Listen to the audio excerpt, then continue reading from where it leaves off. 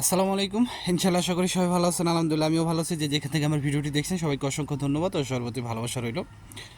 একটু আপনাদের মনে করিয়ে দিতে চাই যে আমি লাস্ট 2 দিন আগে একটা ভয়েস ক্লিপ আপনাদের শুনাইছিলাম। সেটা হচ্ছে একজন ভুক্তভোগী বা যারা আপনার আন্দোলনে ছিলেন তারাই আমাকে ভয়েসটা করছিলেন যে আপনার অ্যাম্বাসেডরের সাথে পররাষ্ট্র মন্ত্রণালয় সেই দিন যেই দিন আমি আপলোডটা করি ভিডিওটা, যদি আমি ভুল না করে থাকি 2 দিন আগে একটা বৈঠক করবে। তো সে বিষয়ে কথা হবে এবং আপনার আগামী 30 তারিখ জানেন যে ইতালির প্রধানমন্ত্রী আসবে।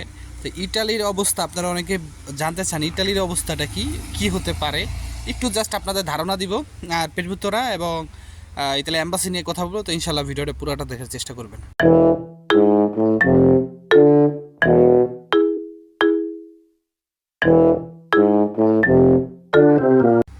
সব কিছুর জন্য আলহামদুলিল্লাহ। আজকে ভিএফএস হয়তো বা বন্ধ ছিল যদি আমার ভুল না হয়ে থাকে। তো লাস্টে আমার সেই ভিডিওটা, সেইখানে জাস্ট আমি আপনাদেরকে ভয়েসগুলি শুনাইছিলাম এবং সেইখানে বলা হয়েছিল যে পররাষ্ট্র মন্ত্রণালয়ের থেকে অ্যাম্বাসিডরের সাথে আপনার একটা যারা করবে, মিটিং করবে এই বিষয়ে। আপনার এই যে ইতালিতে অ্যাম্বাসিতে যারা আটকা পড়ে আছে ফাইল, এইসব বিষয়গুলো নিয়ে তারা মিটিং করবে। কিন্তু এটা মানে সেখানে ওই যে ভাই এই ভয়েসটা দিছিল বা যিনি ছিল তিনি ওইখানে আরেকটা কথা বলছিল যে এটা অ্যাম্বাসিডর বা মন্ত্রণালয় দোনোটা ওয়েবসাইটেই কিন্তু দিয়ে দেওয়া হবে। এবং লাস্ট ফিনিশিংয়ে তিনি আবার বলছিল আরেকটা কথা, সেটা হচ্ছে যে আপনার এটা হয়তো বা 1 সপ্তাহ সময় লাগতে পারে।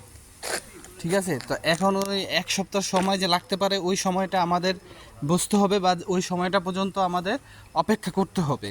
এখন হয়েছে কি না বা হয়েছে কি না এটা আসলেই আমরা জানি না, কারণ এর আগেও অনেক ধরনের অনেক কিছু শুনছি, শোনার পরে দেখছি ওরকম কোনো ফলাফল আসে নাই। তো এখন এটা আমাদের আগামী সপ্তাহ পর্যন্ত ওয়েট করতে হবে, কিন্তু এটা নিয়ে বসে থাকলে হবে না। এখন রিসেন্টলি আপনারা একটা কাউন্সিলরের ভিডিও দেখতে পারতেছেন যে অনলাইনে আপনার, সেটা হচ্ছে ওই ইতালির এক কাউন্সিলরের, ঠিক আছে, সেই কাউন্সিলরের যে ভিডিওটা ওইখানে আপনার যদি একটু ভালো করে দেখেন যে ওইখানে মানে তারা কি বলে বা সে কি বলে, যে কাউন্সিলরের যে ভিডিওটা ওইখানে মানে সে কি বলে। তো ওই জায়গায় আপনার কাউন্সিলরের যতটুকু কথা বলতেছে মানে উনি ইটালির মানে যে রাজনীতি আছে রাজনীতি নিয়ে মানে উনি একটু মানে কথা বলতেছে। তো ওইখানে আপনার রাজনীতির যে প্রেক্ষাপটে উনি বললো যে আগামী 30 তারিখে যে ইতালি সরকার আসবে, ইতালি সরকার আসলে আপনার মনে করেন যে উনি বাংলাদেশে একটা আন্দোলনের কথা কইল। কিন্তু এই জায়গায় আপনাদের মনে করেন যে অনেক কিছুই বুঝতে হবে, যে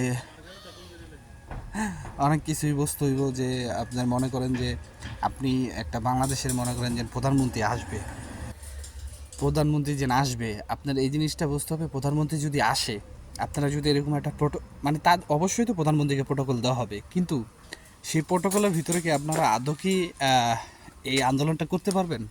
যেখানে মাইলস্টোনের শিক্ষার্থীরাই পারতেছে না, সেখানে আপনারা কয়জন ভুক্তভোগী? পারবেন? পারবেন না।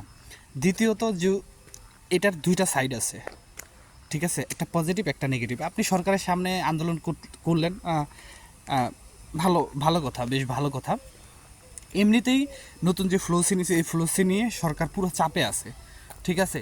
এখন এটা যদি মনে করেন আপনারা বাংলাদেশে করেন, যে এই আন্দোলনটা বাংলাদেশে জর্জা মেলোনি যাওয়ার পরে করেন, অবশ্যই বাংলাদেশের মিডিয়াগুলা, তারপরে আরও যে ইন্টারন্যাশনাল যে মিডিয়াগুলো আছে এগুলো খুব ভালোভাবে ছড়াবে। এমনি কিন্তু সামনে ইতালিতে নির্বাচন, ঠিক আছে, তখন কি এই সরকার এই সরকার জনগণের চোখে বা ইতালির চোখে, ইতালিয়ান জনগণের চোখে উনি কি খারাপ হবে? এটা অবশ্যই খারাপ হবে যে ইতালির অ্যাম্বাসি বাংলাদেশে এরকম করতেছে ভিসা নিয়ে, মানে জালিয়াতি, নানান ধরনের জালিয়াতি বা এইসব কিছু, যেটা আমার ধারণা বেসিক্যালি। তো তখন কিন্তু এই জিনিসটা পজিটিভের জায়গা থেকে নেগেটিভও যেতে পারে, মানে এটা আমার ধারণা। কিন্তু আমার মনে হয় না এরকম কিছু হবে। কিন্তু আপনারাও যদি আন্দোলন করেন এর কোনো সুরাহা হবে না, কারণ ইটালি আইন মানতে বাধ্য। এটা বাংলাদেশ না যে মুহূর্তের ভিতরে আইনকে উপেক্ষা করে আপনার মনে করেন যেন একটা ডিসিশন দিয়ে দিল, এইটা ইটালিতে জীবনও সম্ভব না। আপনার ইটালিতে আইন মানবই, এবার সরকার চেঞ্জ হয়ে যাব কিন্তু আইনই থাকবো, ঠিক আছে। ইতালি অ্যাম্বাসিডার কি পারে না যে আইনের বাইরে গিয়ে ভিসা দিয়ে দিতে? কেন দেয় না এটা বুঝতে হবে। তারা আইনের বিরুদ্ধে কখনোই যাবে না এবং আইনকে তারা শ্রদ্ধা করবেই, ঠিক আছে, সম্মান করবেই। তো এটা আপনারা ভাইবেন না যে উনি আসলে হয়তো বা নতুন আইন বা নতুন কিছুই করতে পারে। এই যে ওয়ান স্টপ ভেরিফিকেশন, এটা কিন্তু তারা নতুন আইন প্রণয়ন করছে আমার জানা মতে, বা আগে ছিল, এটা তারা এখন করছে এরকম। তো এরকম সিস্টেমটাই হবে। তো যাই করবেন ভাবিয়া করিবেন, ভাবিয়া করিও কাজ, করিয়া ভাবিও না, ঠিক আছে। যাও এখন কিন্তু অগ্রগতি দেখা যাচ্ছে। পরে আমি কিন্তু সবসময় একটা কথা বলি যে অতিরিক্ত কোনো কিছুই ভালো না। যেমন তারাও আমাদের সাথে অতিরিক্ত করে ফেলাইছে, যে একটা মানুষগুলা 2-3 বছর ধরে আটকা পড়ে রয়েছে, এটা খুবই অতিরিক্ত করে রয়েছে, যার কারণে আজকে ভুক্তভোগীরা রাস্তায়। কিন্তু তাদের দিকটাও দেখতে হবে, তাদের সমস্যাটা করছে আমরাই। এখন আমরা যদি তাদের উপেক্ষা করি, তাদের সমস্যা করি, তারাও কিন্তু আমাদের সমস্যা করবে। এটা জিনিসটা বুঝতে হবে। আমি জানি আমার কথা অনেকেরই ভালো লাগবে না, কিন্তু তারপরেও আপনাদের ভালোর জন্যই বললাম। কারণ এইখানের কী অবস্থা আমরা জানতাছি, বাংলাদেশের কী অবস্থা আপনারা ভালো জানতেছেন, ঠিক আছে। তারপরে এখানে কোনো গভর্নমেন্টের সাথে আমরা জড়িত না, বা পার্সোনালিভাবে আমি জড়িত না। তারপরে এটা আমার মানে থিঙ্ক, আপনাদেরকে বললাম, ভাবনা। যাই হোক, আর ভিসার কথা, ইনশাল্লাহ ভালোই ভিসা পাচ্ছে। অনেকেই আমাকে মেসেজ করতেছে, আসলে সময়ের কারণে একবার সকালবেলা যে ভিডিওটা বানাবো, বা সকালবেলা একবার কোন কোন শহরের ভিসা উঠলো, কোন ভিএফএস গ্লোবালে কয়টা পেলো, এরকম যে আপডেটগুলো দিব, এগুলো দেওয়া হয় না। তো ইনশাআল্লাহ হয়তোবা এই সপ্তাহ থেকে আমি চেষ্টা করব দেওয়ার জন্য। এই সপ্তাহে একটু ডিউটি কম আছে। তো সবাই ভালো থাকবেন, সুস্থ থাকবেন, সকলের জন্য দোয়া রইল, সবাই আমার জন্য দোয়া করবেন। আসসালামু আলাইকুম, আল্লাহ হাফেজ।